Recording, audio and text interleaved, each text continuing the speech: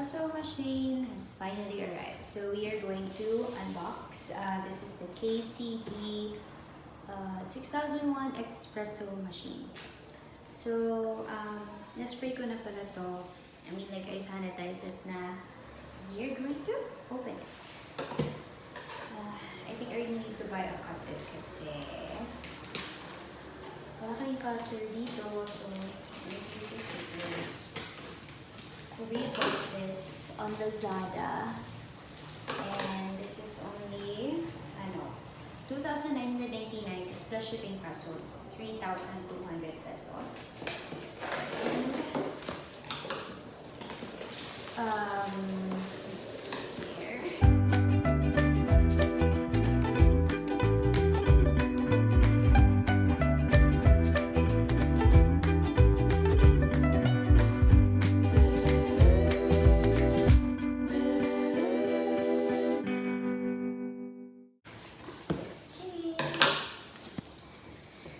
So here it is, guys.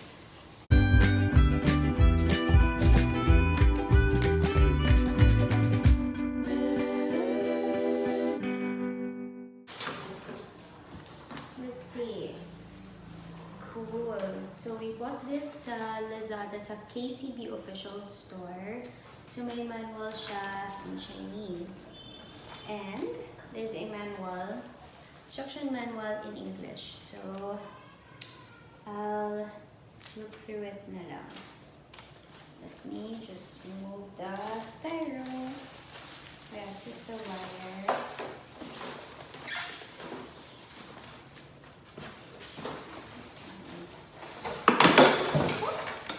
Oops, sorry.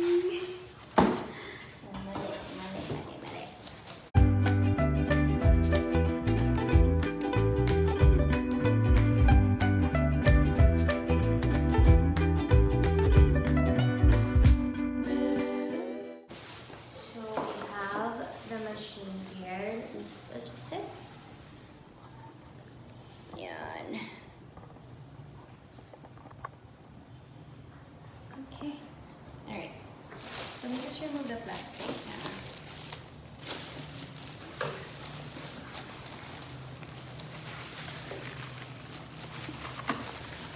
By the way, this is a plastic material and it's really lightweight.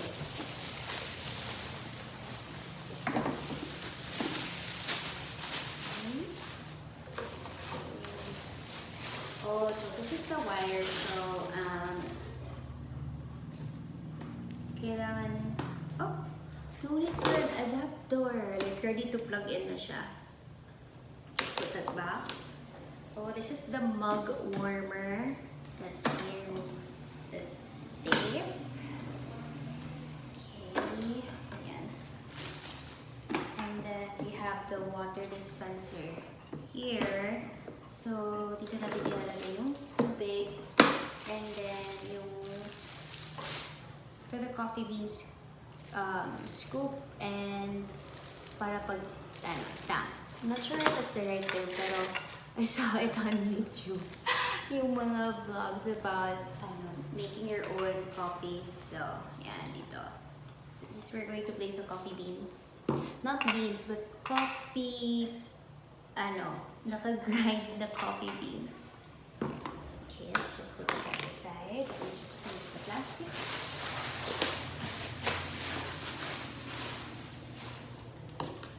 Okay. Let me remove the tape as well. Oops. Okay. So, this is the mug warmer, and then we have I don't know how you call this one. And this is where we are going to make the paggawa ng froth, or like for the milk. Let's hope this works. Actually, trivia lang.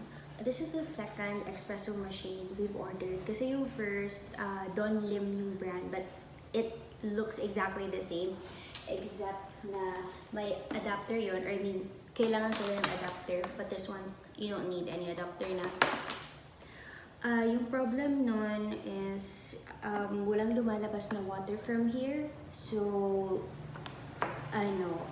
the only thing that worked dun sa first machine, yung para pag-froth, no? So, sa milk, or pag-steam ng milk, not froth, but steam ng milk.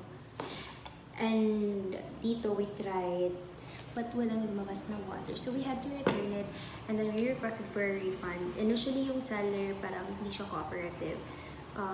He or she was insisting na it's like a human error, or like we did something wrong sa machine, when in fact, hindi nga namin nagamit, diba? Kasi walang lumalabas na water, and we couldn't make any espresso. And we also sent a video na hindi talaga siya gumagana. So, we contacted the customer service sa Lazada, and super helpful sila. So, we were able to ship back the defective coffee machine, and then we requested for a full refund, in which they did return through Lazada wallet, and then we used the amount to purchase another coffee machine similar to the first one pero sa ibang shop na, and that's the KCB official last mall store nila. So let us try if this actually works. Okay, so I got one double wall na glass. This is just plastic pala. Okay, ni glass. Yeah. So we are going to test if this steamer actually works. But before that, I've read sa manual na dapat just move that. Okay, so madali na tatanggalin yung water dispenser. You see this red one here? Dapat to tanggalin para lumusot yung water. Okay. Alright.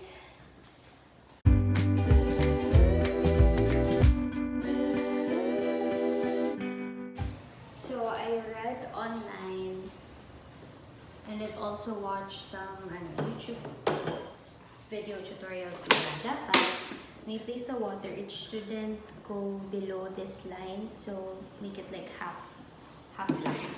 So I'm going to place that back, and we're going to put water.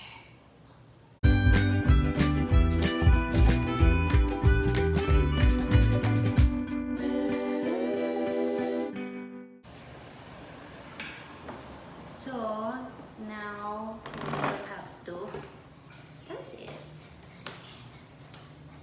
Okay. So to the manual. So as you can see, may tatlong buttons, no?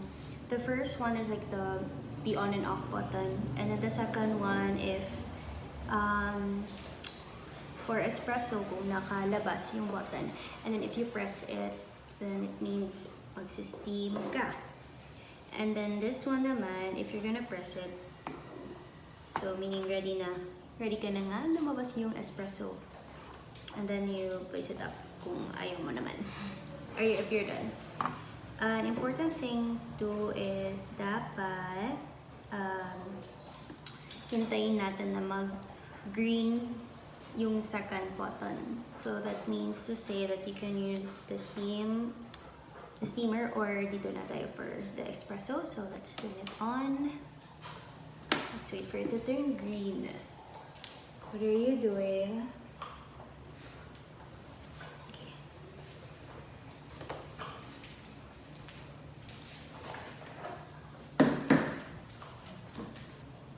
So I want to sit down. Kakapagod pala mag-stand. Alright, so let's see. So I want to try mag-steam. Let's see if it works. So let's press it once. Yeah. I think it's turning red. You see it?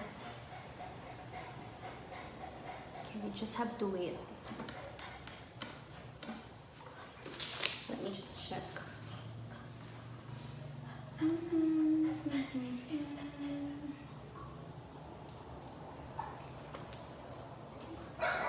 So this is what they call the damp cover, and the detachable water tank. The cup warming plate, the steam control knob, the on and off button. Oh, there, it turned green now. So, it means to say we can use it. Okay, let's try. I need to stand because I'm a bit scared. Okay, so let's move it.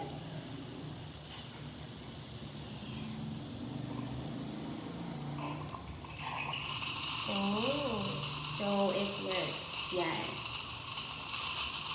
Sure if you guys can see it well but yeah. May lumalabas na steam. Okay. Perfect. So it does work. Now it's time to test the... Okay, we're going to press that. We are going to check kung lalabas ba yung water dito. If it does work, then we can try making our espresso. So we're going to use the funnel. Yeah, sakto ba? This is the funnel. We are going to place the grinded or powdered beans here, and then yung water lalabas, and then magdidip na yung espresso. But let's do that later. We have to check first if gumagana to. So let's press this one, the third button. Oh, makes sound like that, so it means to say it's working. There! Okay, so it does work. So manual siya. If you think you have enough espresso, assuming, then press it. And then you're done. And then you'll have your espresso. But this is just water, so we will try using this machine. We are going to make use of the 3 coffee beans that my dear friend sent me. So we have Barako, Arabica, and Robusta. So that will be on the next vlog. So I'm really happy that this is actually working. So again, this is from KCB, KC 6001 Pro. It's right now, chinek ko, it's 2,999 plus shipping. So I'm in Eastern Visayas, so plus the shipment around 3,1 something siya, or like round off mo na lang na 3,2. But this is one of the most affordable coffee machines, so you can make your own coffee at home. And I'm going to give another review once nakapaggawa na tayo ng coffee. So let me know if you have any other suggestions, and I'll see you on the next vlog. Oh, before I end, I forgot. Kailangan natin i-test kung okay naman yung pag-attach ng funnel. Okay, so let's set that shit. Okay, perfect. It's quick and easy lang. So we will try making our own coffee at home. Let me know on the comment section if anong klaseng coffee that you guys want me to make. And I'll see you on the next vlog. Thank you for watching.